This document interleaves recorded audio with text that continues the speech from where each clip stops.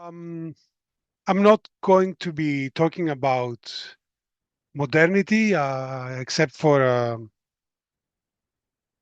a couple of instances that it is necessary to set the framework and the background for the actual topic, which will bring us back in time um, to the Middle Ages, when in Sudan there were three different kingdoms, um, sometimes becoming two, sometimes becoming more, but in any case being dominated by, first and foremost, the kingdom of Makuria in the uh, local language called Dotawo, stretching from at least the Fifth Cataract until perhaps the Aswan area, and the kingdom of Alwa or Alodia, about which we know much less, both in terms of its extension and relation to the outside world. In the earlier centuries of the Middle Ages, so what from a Western perspective we would call late antiquity, there was also the kingdom of Nobadia in what is Lower Nubia, the area flooded by the Aswan High Dam, which at the uh, times of the Islamic conquest of Egypt was incorporated in the Makuritan kingdom. And I also mentioned here in the map Al-Abwab, which is a mysterious kingdom appearing in the later centuries of the medieval era in Arabic sources, speaking about the Middle Nile region and the Christian kingdoms there. What is important to consider with this map, this space, this time, this chronology, is that there is a perennial communication and exchange and influence from the north, meaning the Egypt and thence the Mediterranean. The Red Sea plays a role, especially in the later centuries where the communication with the Arabic Peninsula and reinforces the presence of Arabic-speaking populations in eastern Sudan, and also the infiltration of Upper Nubia uh, with Arabic-speaking people, both from Egypt and from the east, while you might be easily led to the question, what is the relationship between the region of Alwa and further upstream the Atbara River to the Ethiopian highlands and Ethiopic Christianity during the Middle Ages. Um, these are not questions that are easily answered, but in the Christianization era, we can be certain that there was uh, missionary activity from Byzantium through Egypt, and also the early Christianization of Ethiopia affected the developments of Christianity in the southern parts of Nubia, within the capital of Alwa at Soba, where we know that Ethiopians, Aksumites, already Christianized, were settled. So this is just a background of the geography that I'm talking about. The Middle Ages in Sudan, they cover approximately the same period that European Middle Ages are placed within, meaning from the 5th to the 15th centuries of the Common Era. And in order to understand this past, we have a set of sources.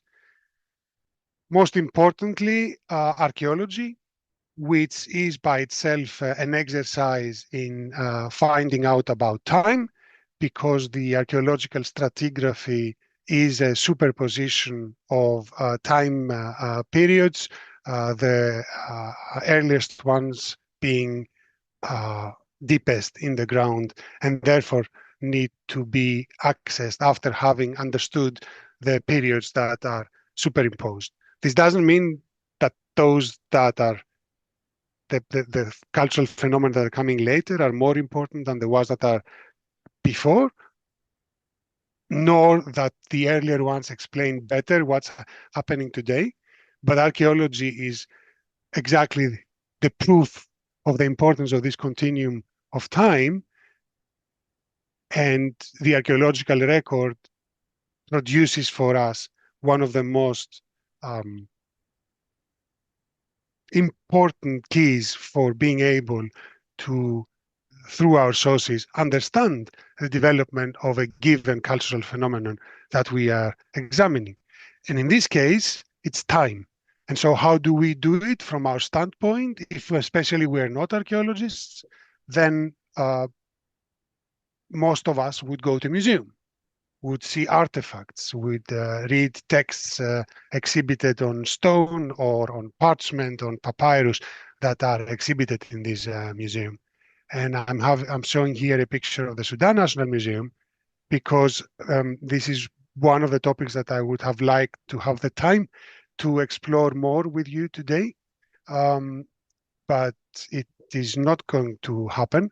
I will only make a reference to the fact that the way the historical time for the Sudanese is being created by the memory that is represented in the exhibitions of the National Museum or of any national museum is both questionable as to the way this historical narrative is being built up, and today it is being extremely challenged by the fact that this memory has been distracted by the war that is destroying the country since April 2023. Nevertheless, researchers are creating archives, another very important topic for discussing time and the constructions of time. Again, not possible to take up everything today unless we have time during the discussion. But these archives offer us the possibility to maintain access to the sources and discuss time and understand methods of measuring time. So what is important in my presentation today to understand right from the beginning is that there are no monuments that actually tell us this is the way the Nubians in the Middle Ages were measuring time. There are no clocks, there are no sand clocks, there are no nilometers in the form that we can see them in, for example, Egypt. But there are written sources that give us insights into the way time was perceived and used in medieval Nubia, and that there are these data sources that I'm going to be talking about in the rest of the time that I have. And I'm not the first one to do that. There has been an excellent book written by Grzegorz Ohawa from the University of Warsaw.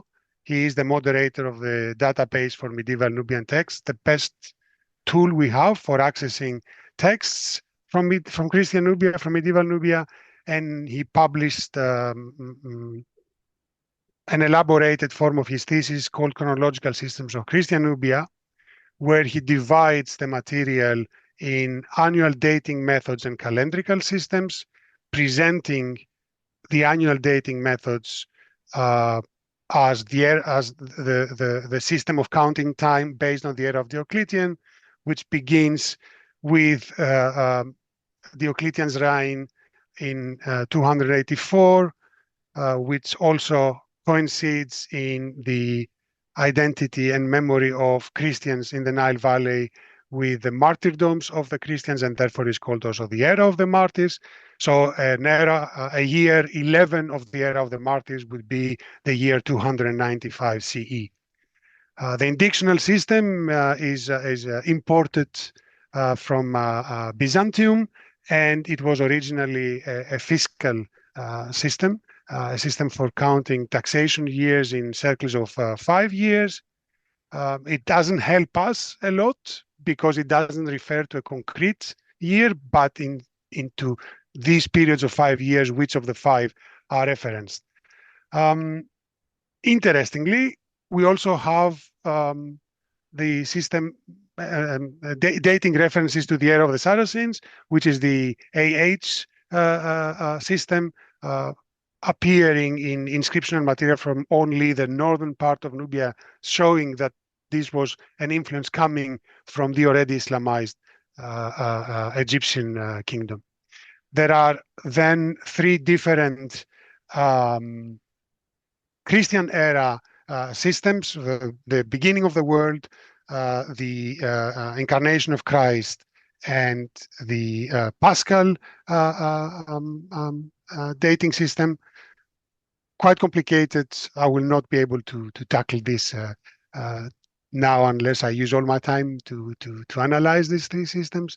And then, of course, there are the regnal years, which is the most traditional, the most ancient of the systems we know about, counting the years on the basis of the reigns of the kings or other authorities like the archons in ancient Athens that we have. So from all these, one can say that the era of Diocletian is created in the Nile Valley and is only used there in Egypt, Nubia, and Ethiopia, while the regnal years have a more asim use in ancient and medieval societies. Perhaps more interesting is the calendrical systems, because we have the use of the Egyptian calendar in Christian Nubia, which means that the names of the months are the months that are used by the Copts of Egypt, which again are the continuation of the monthly names given already by Egyptians in the pharaonic era. This, of course, has a lot to do with the relation in the Christian world of the Nile Valley, where both Egypt and Nubia seem to belong to the so-called Miaphysite or Contra-Chalcedonian, or how you want to have it, Christian tradition. And I'm going to get back to that with a more concrete example. Then there is a lunar calendar, which of course has been the first way of counting larger chunks of times, if you wish, because the most obvious and calculable phenomenon in the skies is the lunar circles. They are not that much used in Nubia. Nevertheless, they are present in the written sources that we have from there. And a combination of those two create the liturgical calendar for the Christian church in medieval Nubia, when on the one hand, you've got the stable feasts along the year, and the movable ones, which are related with the calculation of the Easter Sunday, which is a prerogative of the Patriarch of Alexandria to announce every year. And finally, in these calendrical systems, we have the days of the week, where there is clearly an adaptation of the Greek way of naming the days of the week. 6 of the 7 are attested. We should be quite certain that also the 7th one had the same name. Interestingly, there are some ideas that some of the names of, that some words that have been found in inscriptions might be Nubian words for days of the week.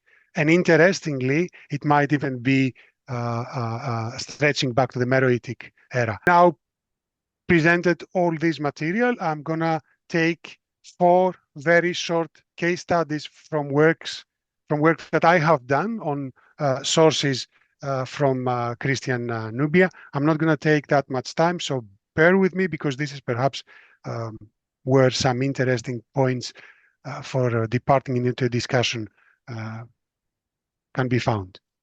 And first of all, we're going to perhaps the most renowned of the medieval sites of Christian Nubia, the Cathedral of Faras, with these exquisite murals that were discovered in the Aswan Haidam campaign, shared between the National Museum of Warsaw the Polish being the excavators of the site, and the National Museum of Sudan, according to the norms of the UNESCO campaign back then.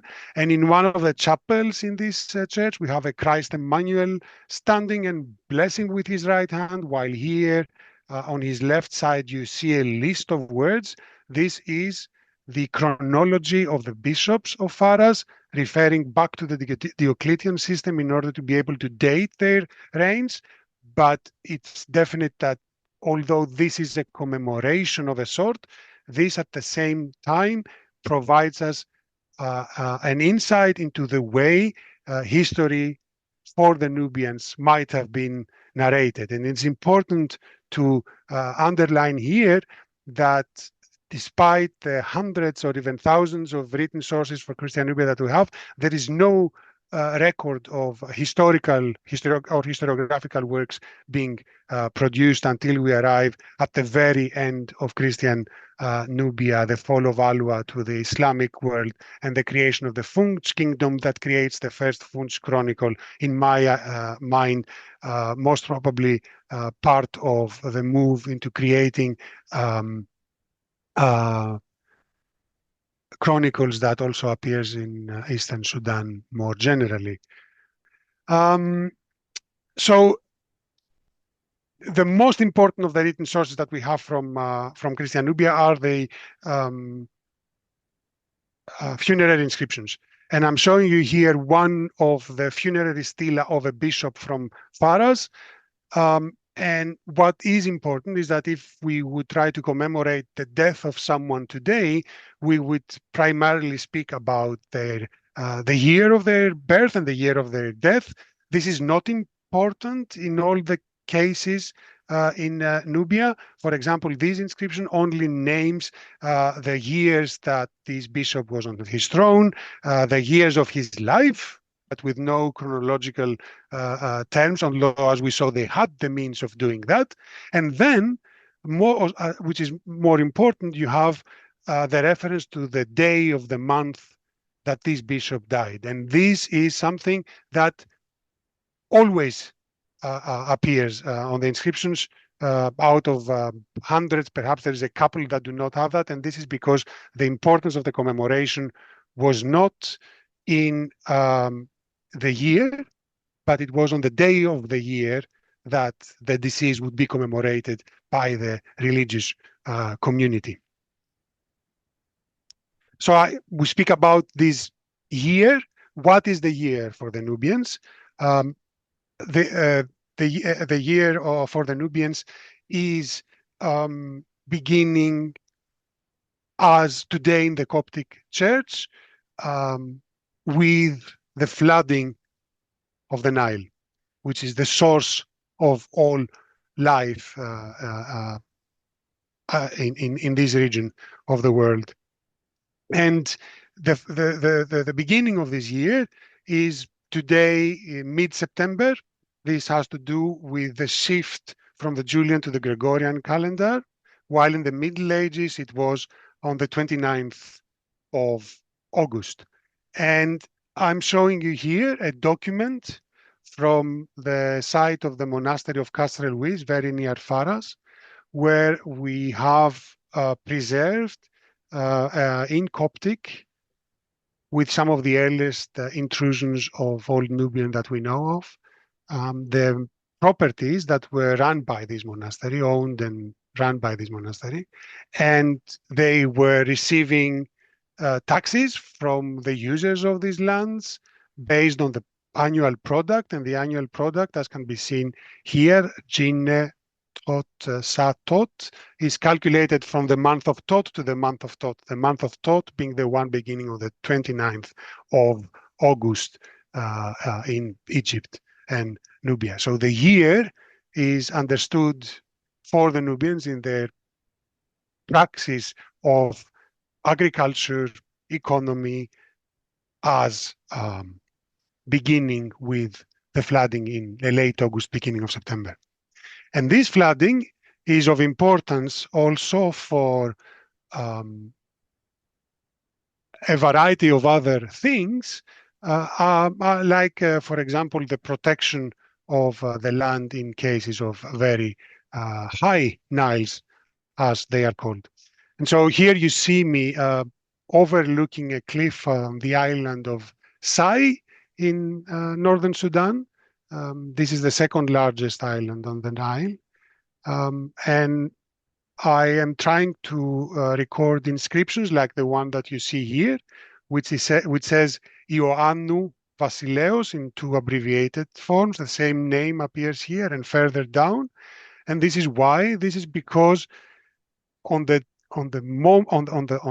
years of Ioannou Vasileos, when John was king, the Nile arrived as high as at this point. So you can think of the Nile, which is like 20 meters down from where I am today, or in 2009, the Nile could have come up until this point. And this is extremely important for Nubian life.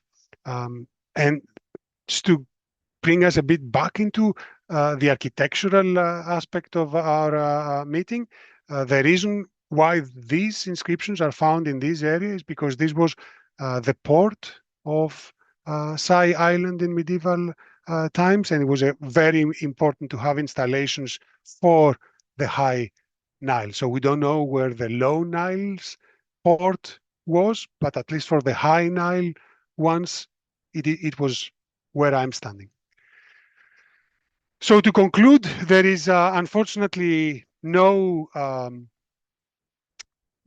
monuments or artifacts that directly tell us how time was calculated, but the words that we have in the written sources allow us to understand how time was measured. And I'm showing here the clock in the municipality tower of Omdurman, because this is one of the clear evidences of Western time measurement being introduced in modern Sudanese state. This photo is taken in 2008 when I was still living in Sudan. And you might notice that there is a hole in the building. This is because in 2008, Darfurians attacked the capital. And in the aftermath of this attack, the dictator Omar al-Bashir exhibited the outcome of his victory against the rebels from Darfur. Times change, and today we don't know who is who in this separation of spaces and times in Sudan. And the only hope would be that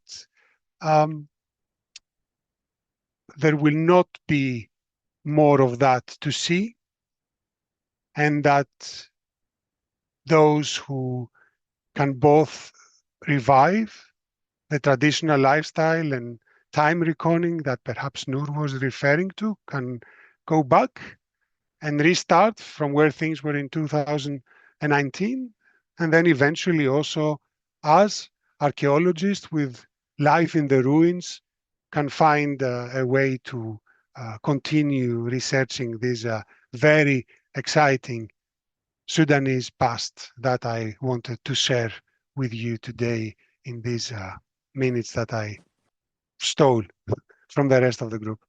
Thank you for your attention and patience.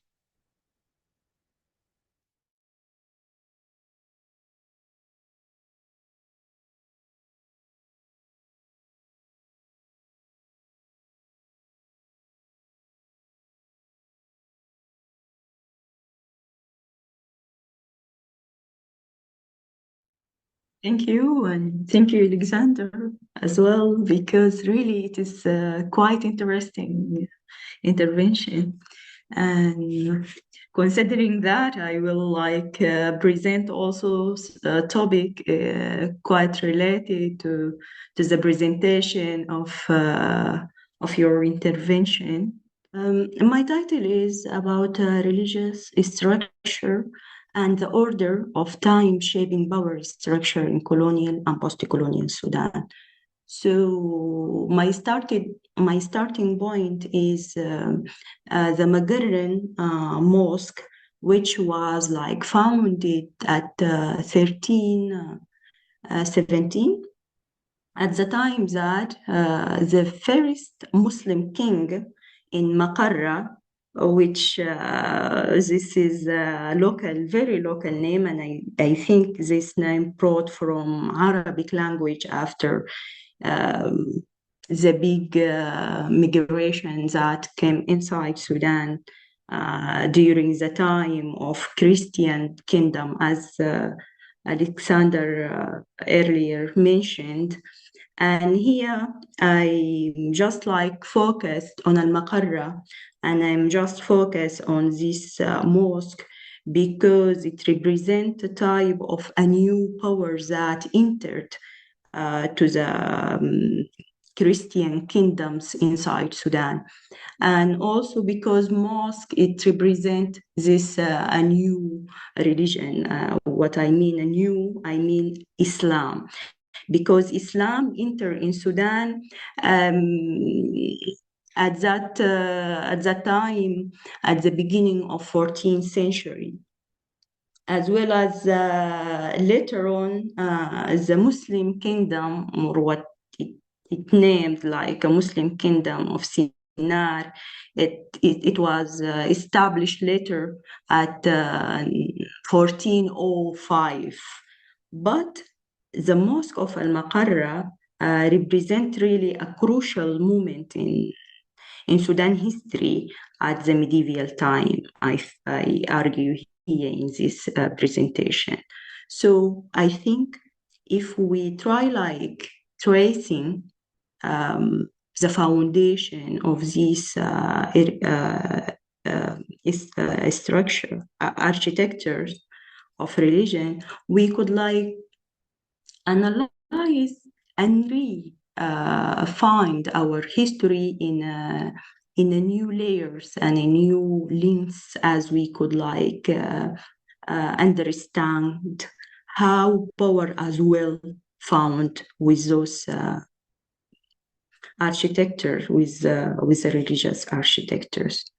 So this, as I said, this is a introduction, religious architecture and the order of time, and how shaping like political authority in all this like a long time duration in between medieval time and until colonial and post-colonial Sudan. So my introduction is, as I said, this presentation examine how this religious structure in Sudan shape the authority and temporal regulation.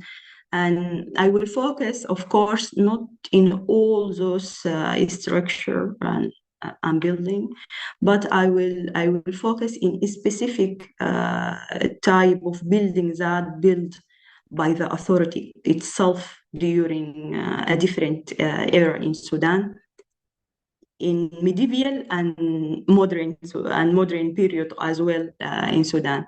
And when I said modern period, by the way, our modern period history of Sudan occupied by colonial era, and it takes like I think almost a century, because Sudan occupied first by Turco-Egyptian at the first at 1825 and 2021 until 1885, yes.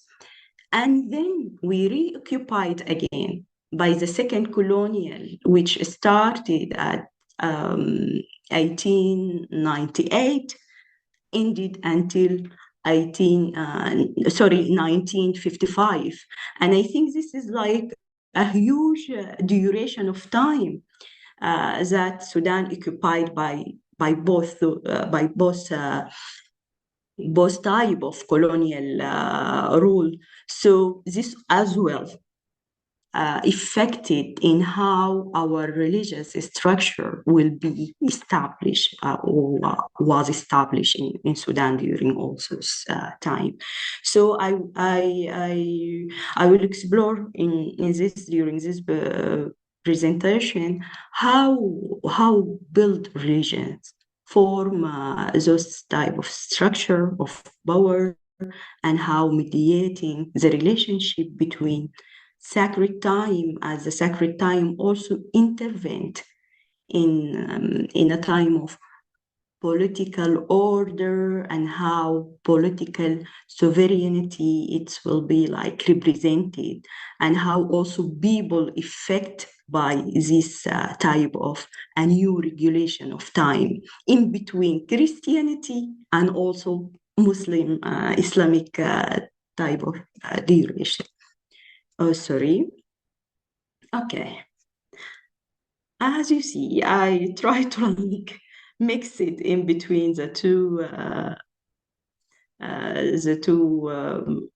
sides of this the first mosque, which was founded in Maqarra. And as I said, it's like represent this a new atomosphere, Islamic atomosphere and Islamic power. At the right here, I think this is the entrance, and this entrance is like reconstructed again. I think it's like type of rebuilding this historic building, but the structure itself it represents a mod, and this like the way that building at that time is structured. So the mod, the substructure is the mod, and the mosque it built inside the hall, the throne hall of the king of Al-Maqarra.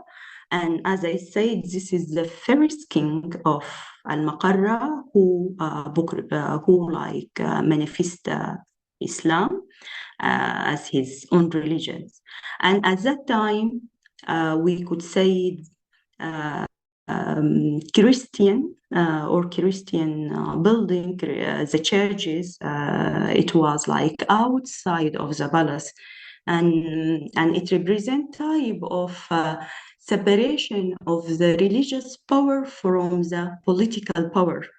But Islam, from the first place, when it came, when the architecture, the religion, the mosque built, it represents a time of type of intervention of religion with political power. So I think this also manifests something else different from what was Christianity. It represent to the power. And I think Christian and power of churches, it wasn't like intervened in political issue, but Islam from the first place, it like reflect deeply and inject deeply inside the political power since that time at 1317. So I think it like transform type of, as I say, a new power, and this represent a major rupture occurred since 1370. So it is not just a building, but it is a type of political religious power, as it became like a part of the central hall of Magaran king. And this also represents some issues that reflect the order of time that inserted by Islam, because of course the ritual, all the practices, the religion practices, it became played a role inside the palace itself. And because the majority at that time, they weren't like converted Islam. The majority whom represent the political power, they were Christian. They weren't like a Muslim.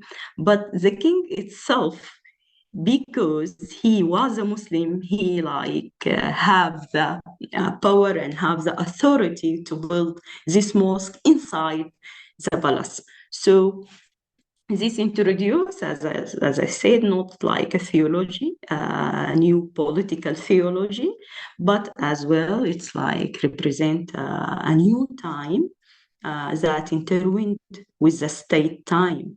And from this moment, the mosque became a technology of political time, a new one, of course. And this synchronizing as well the authority with ritual. So what about the colonial period architecture when it came with the modernity and how it represent at the time of colonial? I'm just jump directly to second colonial era. I don't want to represent all this long duration that content al-Mahdiya and as well Turkish colonial Turco-Egyptian period. But I'm just jump to the second colonial, which known as a condominium rule in Sudan, or condominium government, which was founded at the end of 19th century in Sudan. And because the partner of colonial authority were two, those Egyptian government and British government as well. So I think architecture became arena or contestation of arena between those two powers, as every one of them tried to represent its own authority, not just on time order, but as well on the type of architecture.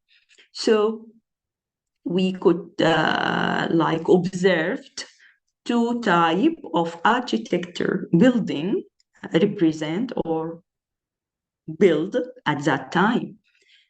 First, the mosque of Al-Khidawi Tawfiq, the Khadif Tawfiq Mosque, which known as Al-Masjid Al-Kabir, the Grand Mosque or the Great Mosque. And this founded at the first of 20th century, and it takes 1 year for established. And this place, of course, in the confluence of Blue Nile and White Nile, and it became the place that, of course, the central mosque who represent the Egyptian as a colonial, as a partner of the colonial power. The other building, which was also represent, or other buildings, not just one, represent the Christian architecture during this time. It was in Khartoum and also in Durman. But we see, we could notice that in that era, in that period, the colonial focused on establishing building in Khartoum more than as a urban or as a cities in Sudan. So we could notice, for example, Kamboni Church or Kamboni Missionary Church, and also Khartoum, San Matthew, which located, I think, at the area of western, western northern side of Palace, Republican Palace, which was the Governor Palace at that time. قصر الحاكم العام, the Governor General Palace, and after the independence became Republican Palace, but at that time it was the Palace of Governor General. And this Matthew Church, which located at the eastern side, exact at Nile Avenue, at street of Nile Avenue, and also this Catholic cathedral of San Matthew. There is other cathedral, and it was like a little bit hidden, so I name it like the fourth hidden church. And this church, it's a part of the Palace of Governor General, and it was built for just like represent the deputy of the British administrators, and also the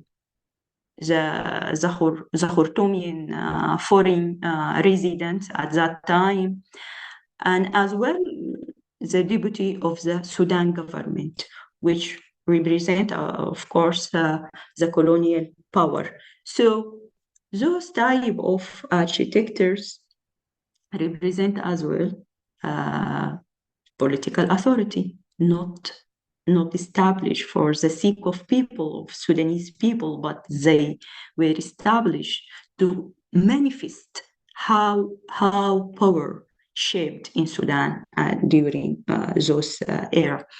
And as well, I need like to mention some mosque in Durman, which during the revolution of 1924 was one of the famous mosque in central Durman. And the revolution, the first procession of revolution of 1924 was there, but I couldn't find any picture of it. So those two buildings here, you see this San Matthew, which is located in Nile Avenue, next to the Republican Palace. And here, this is also a church of Coptic church. And I choose this because it represents Omdurman, not Khartoum. And it represents also a Catholic, Orthodox, not Catholic like Saint Matthew. So we see like a parallel type of architectures for church. It is not just a Catholic one, but also it represents the varieties of churches that established in Sudan, and specific that established in Khartoum, as they were different. They aren't like represent just Christianity, Catholic, but also represent other dimension of varieties of churches. And this also related to the history, related especially and particularly to the medieval history, because the Orthodox Church or the Orthodox Christianity was entered Sudan before at I think at the mid of 5th century, because of Byzantium influence at that time. So in this start point, in the second colonial, it became other type of church, as a type of missionaries came in Sudan, which was the Catholic missionaries. Therefore, we see a new type of Christianity that entered in Sudan during the second colonial era.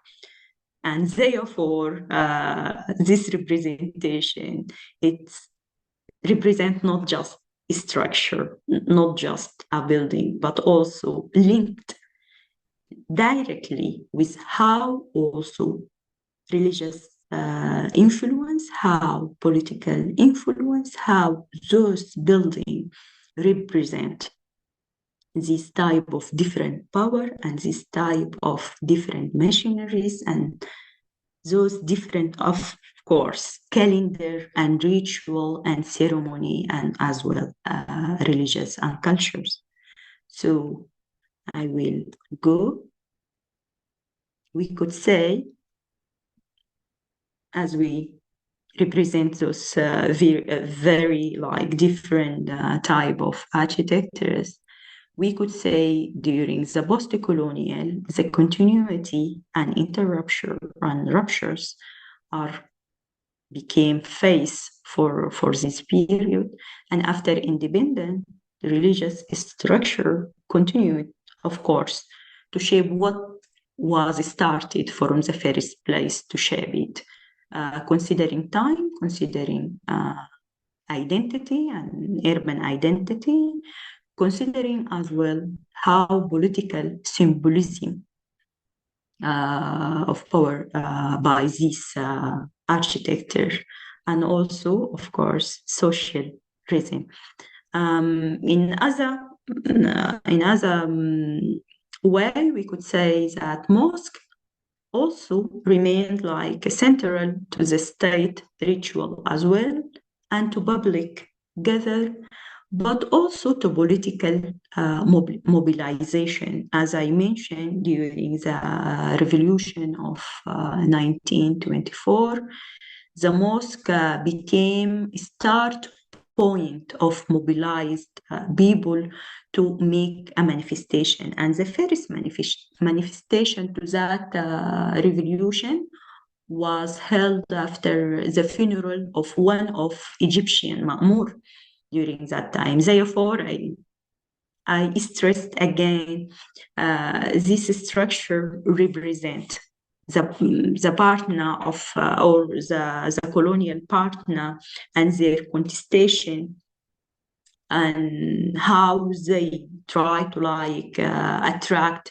Sudanese to become a side with during that time. So in this, I will also add as a symbol of mobilization the mosque of Al-Jama, because during the first representation for KUSU,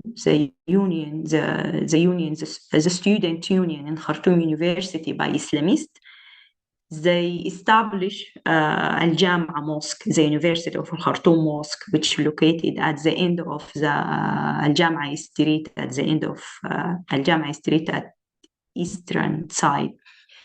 And after that, during the revolution of December, the revolutionary force tried also to occupy this mosque, to say and to represent it as a new pattern of that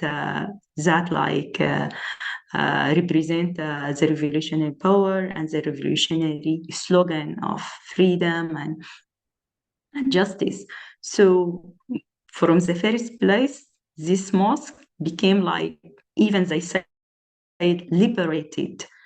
So I think mosque also as well during post-colonial era became represented a different type of political power in Sudan.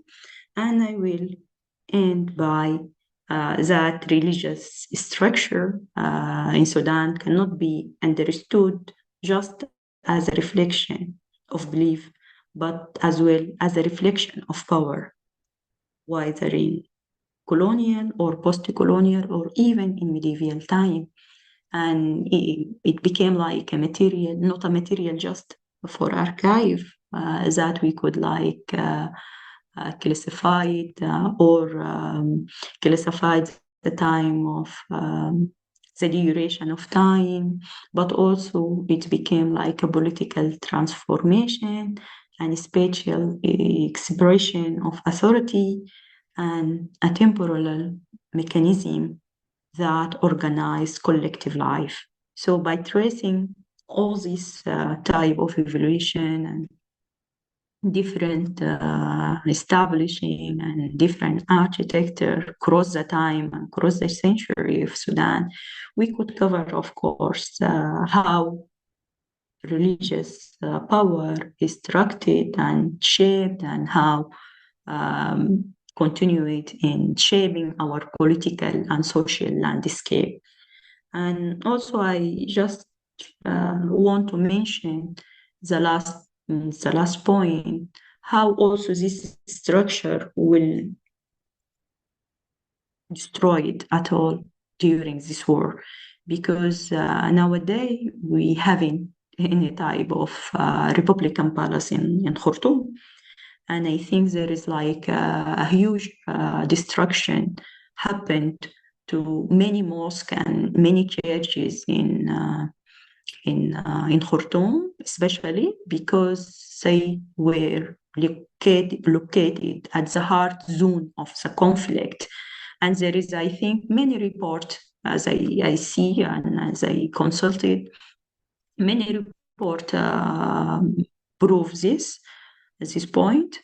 And I'm wondering really how we could understand our history as we lost this architecture and as we lost this building during our last war, how we could understanding our time and how we could classify what will happen after all.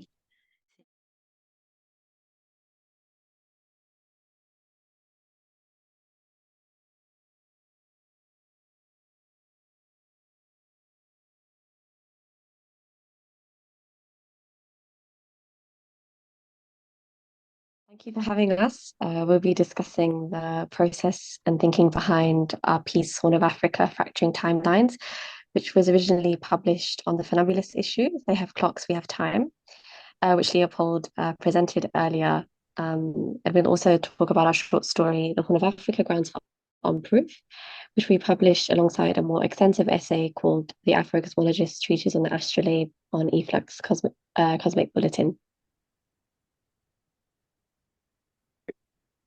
So as we both share a cultural background from the Horn of Africa, we began our collaboration a few years ago by investigating this terrain together through collecting, organizing, and assembling a sort of knowledge bank, in a sense. So during our conversations about the region, we found ourselves sort of stumbling between timelines, and becoming sort of trapped or muddled within the murkiness of like biases, repeated histories, and lessons unlearned that later sort of feed into sort of unknowability of our collective futures here in the Horn. So we soon realized that this process for us was a sort of way that we were seeking alternative ways of being. And oftentimes engineers and proprietors of projected realities like market projections of global futures and things like that project from a sort of center, from a dominant sphere, and then Africa and her people become the objects of future projections, and they become sort of abject in these imaginations. So through our world building, we try to extend beyond these flattened definitions of global blackness and the monolith of the African continent.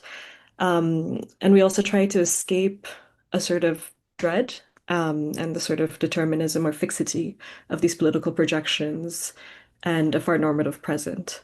So instead, we begin to build radical imaginaries and situated futurisms within our context.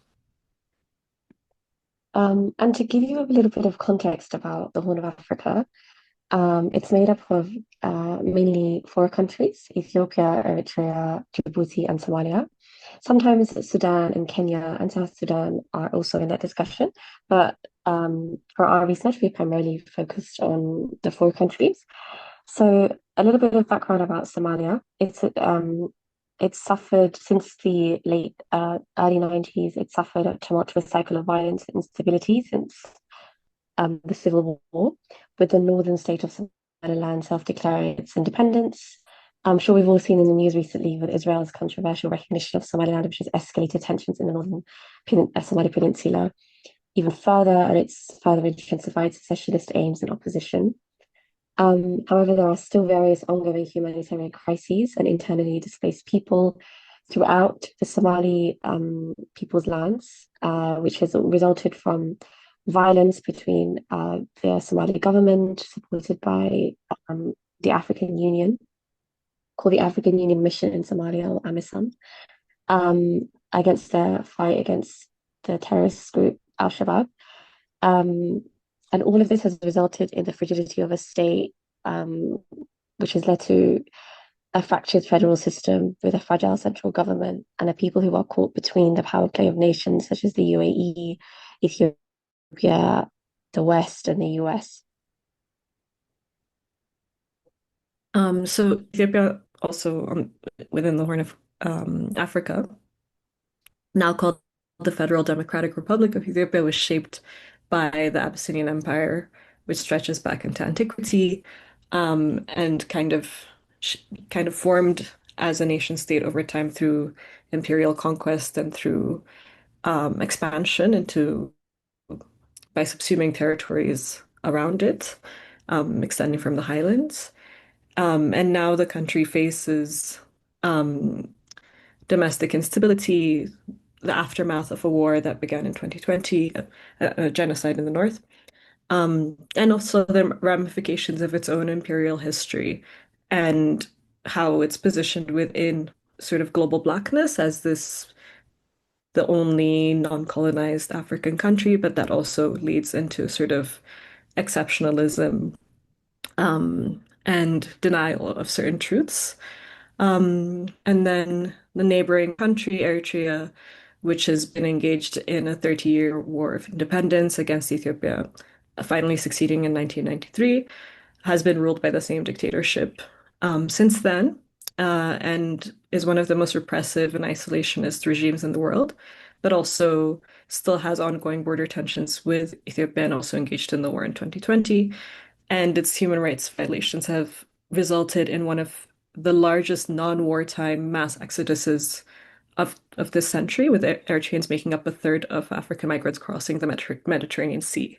But beyond that, it was also a very critical point, or critical port nation during antiquity as well, especially in the Red Sea. And finally, we have Djibouti, which is actually the setting of our short story. It's a relatively stable country compared to its neighbors, and it's ruled by a family-run dictatorship, subjecting its citizens to political suppression and censorship. The nation is home to one of the oldest ports in global trade, hosting multiple international states and agents who use the site for strategic military, maritime, and continental surveillance.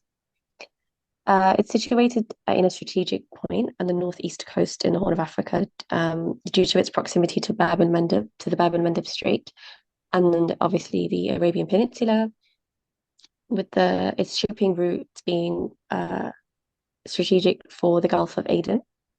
It's also emerged in the last probably 50 years as a hub of multiple rivalries between foreign nations to build their airships, training camps, ports, bases, logistics centers, as well as naval forces.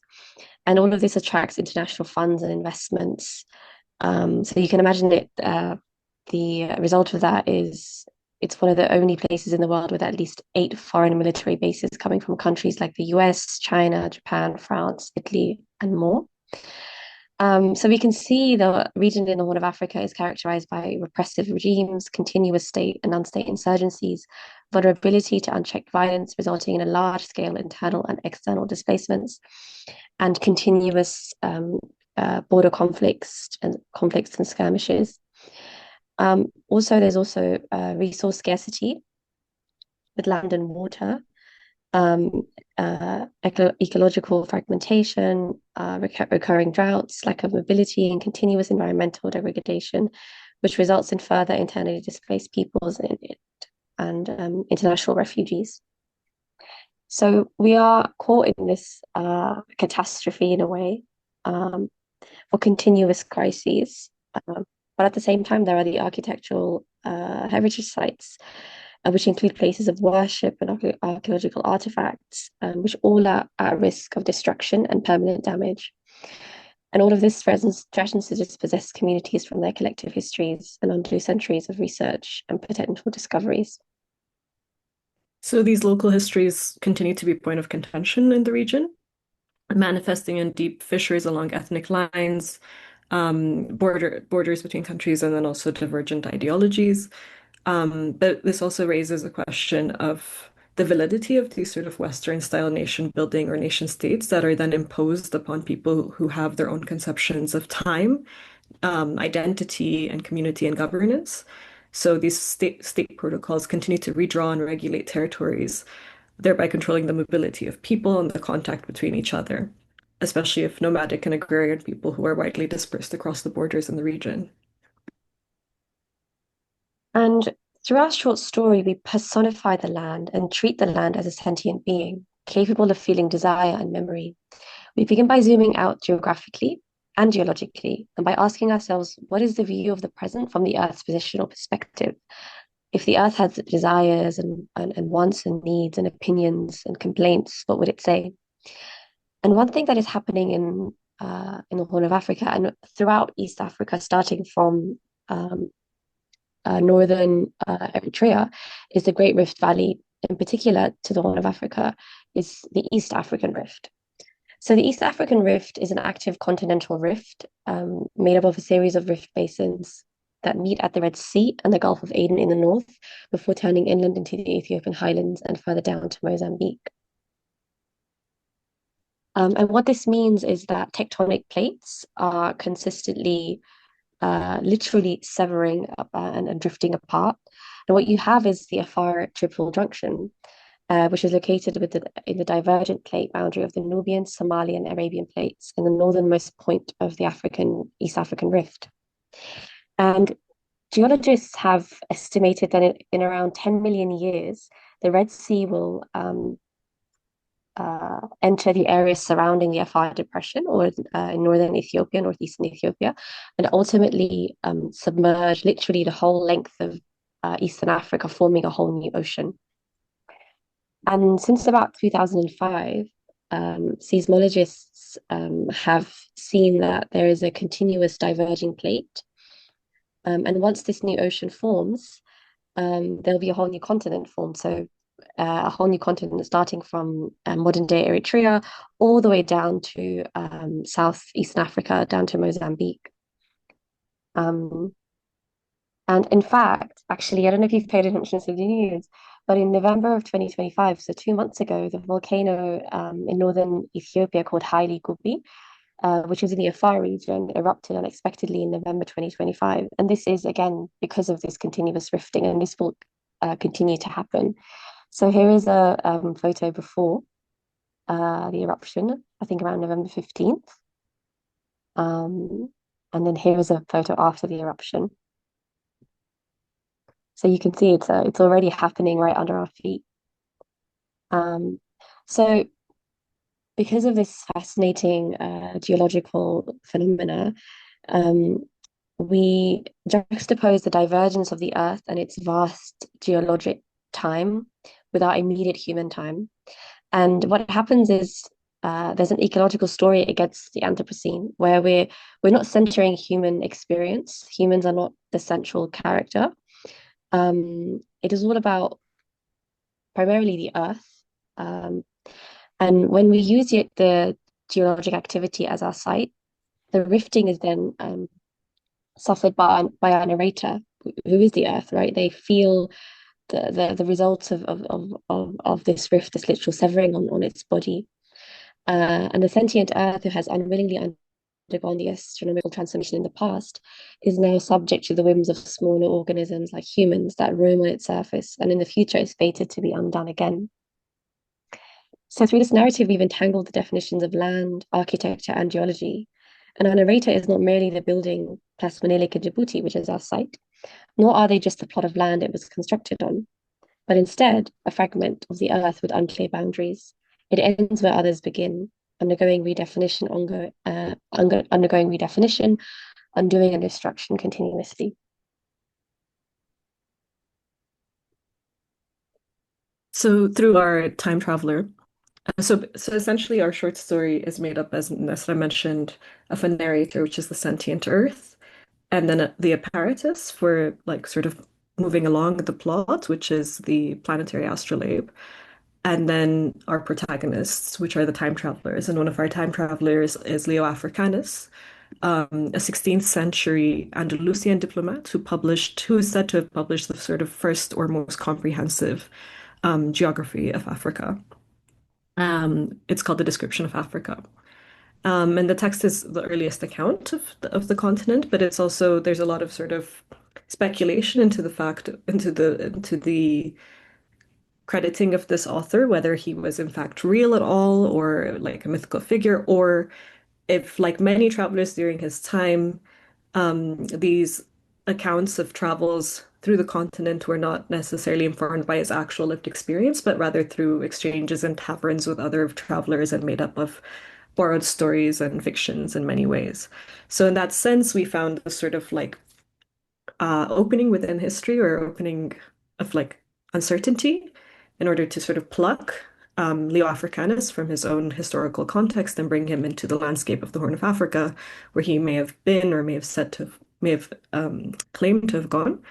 And here we place him as our protagonist, as a sort of time traveler who's oscillating between an era of pre-territorial settlement in the Horn of Africa and an epoch succeeding man's dominion over Earth.